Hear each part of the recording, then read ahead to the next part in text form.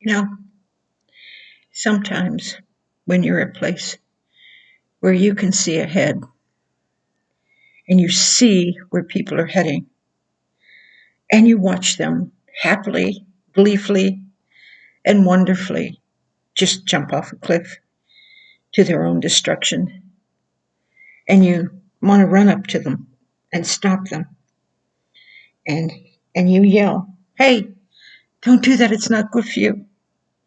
Hey, don't go there, it's going to hurt you." If there was some way that we could live without caring, if there would be some way that we could literally uh, say, "Well, go ahead, jump off the cliff. If that's what you want to do, you go ahead and do it." But unfortunately, that's not how God is. All the while you strive to run to that cliff, He's going to be there the last second to try and help you. Don't do it. Don't do it. He's going to send you signs. He's going to send you everything. Don't do it. Don't do it. That's not the way to go. That's not me. Please don't do it. And He will do that for you because He loves you. And if you saw your own child determined to put their finger in that light socket, and with them, it won't just zap them, it might kill them. And no matter what you do, no matter what you say, no matter where you went, they keep on going to that light socket. And one day you turn your back for a moment and boom, their finger's in there and it's too late.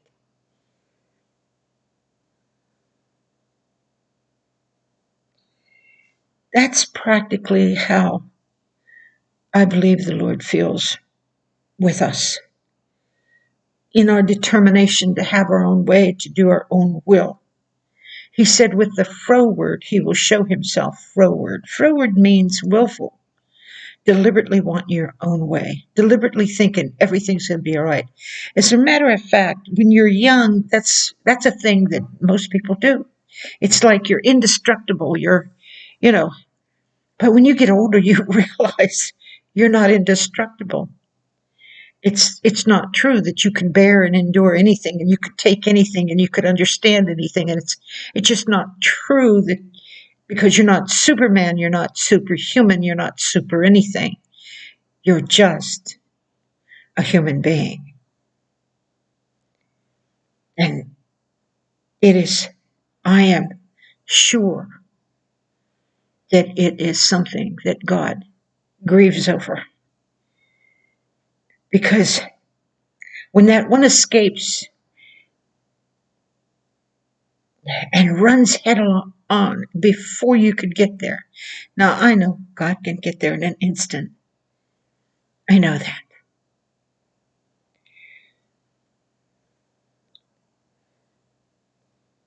But there are times as being a human being that I get to see a lot of things. I get to understand a lot of things. I get in on the whole mix, the whole fight, the whole battle. I get in on it. And, you know, and I know that the enemy is a defeated foe. So much so that I don't have to rebuke him or call his name out or anything. All I have to do is say, "No, I'm not going there. Get out of here. Leave me alone." And I don't pay any attention to him, and he has to flee because that is resistance. So he lands on your arm or your leg, and oh, that hurts. Oh my goodness, I don't know what I'm doing. That's gonna hurt. Oh, that hurts. I don't know. Oh, I don't know how I can. No, no. You see, I'm going to go from here to there, and it's going to stop hurting because I belong to Jesus.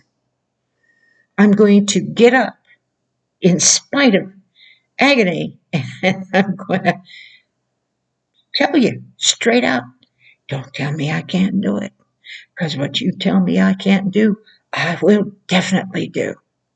And if I have to do it every day, and I have to grit my teeth and pray, and I have to grit my teeth and love on God more, I'm going to do it because that is the way it is.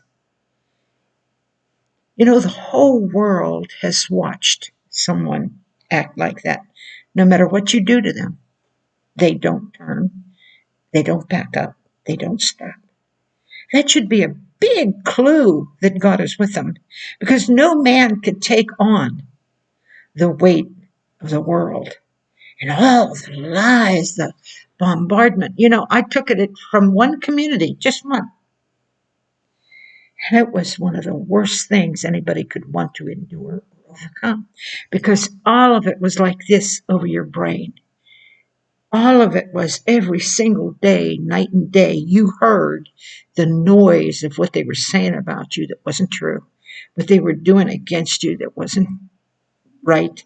Everything that just kept on coming to you and coming to you. And then you would be faced with somebody in front of you, against you, and swearing at you and hating you. And then you would become against, and it was day in and day out for years, not just 2 or 3 months. It lasted for years.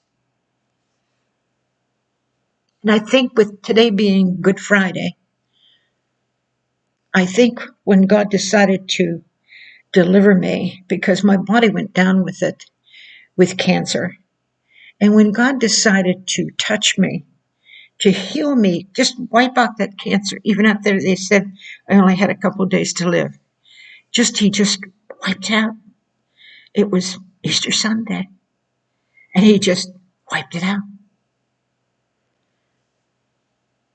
And I'm probably sure, now that I think of it, when I was 57 years old and had lupus and Christ came through the wall, it was probably around that time, because when you think about what the weather was like, it had to be about that time.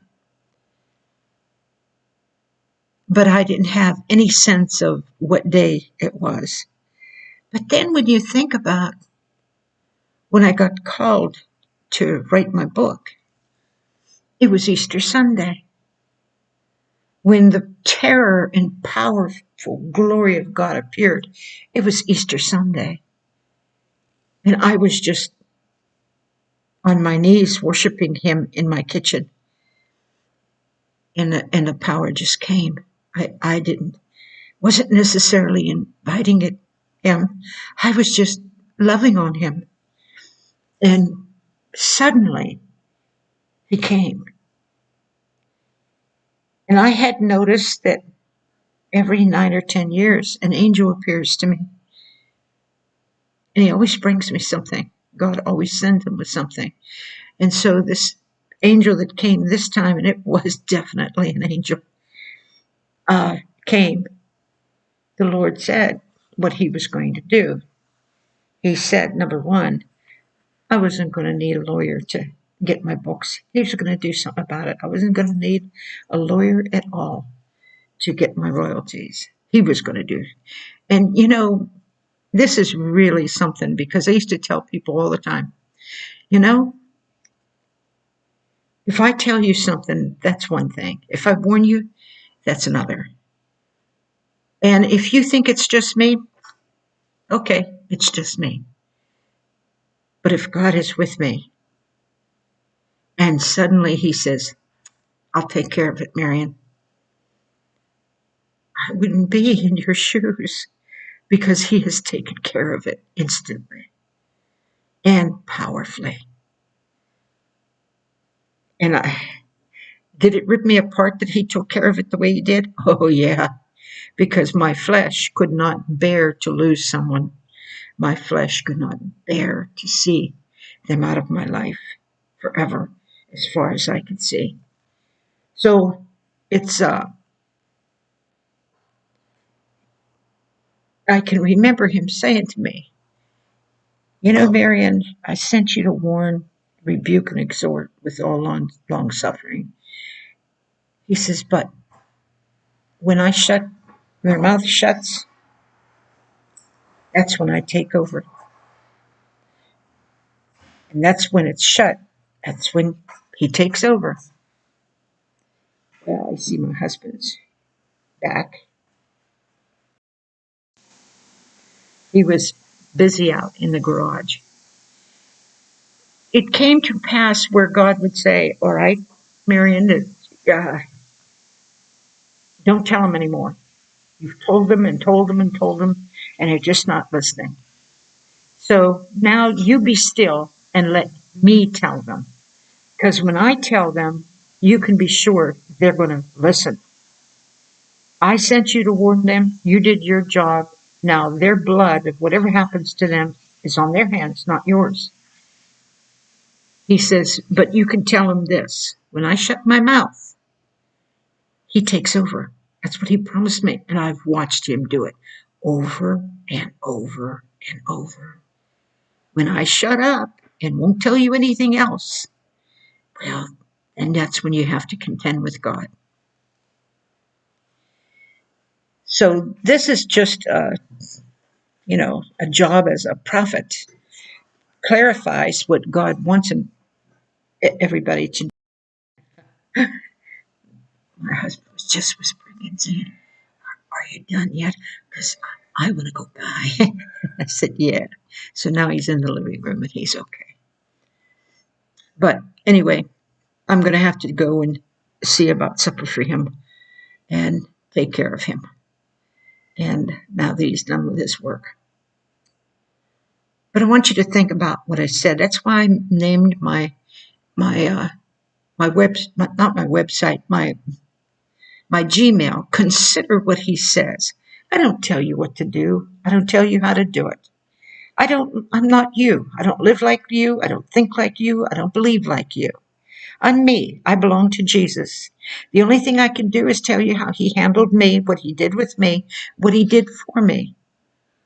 I've told you before, I don't want or need anything from you. I don't need, as a matter of fact, even prayer. I have lived and been this long with the Lord for this many years without anybody ever praying for me.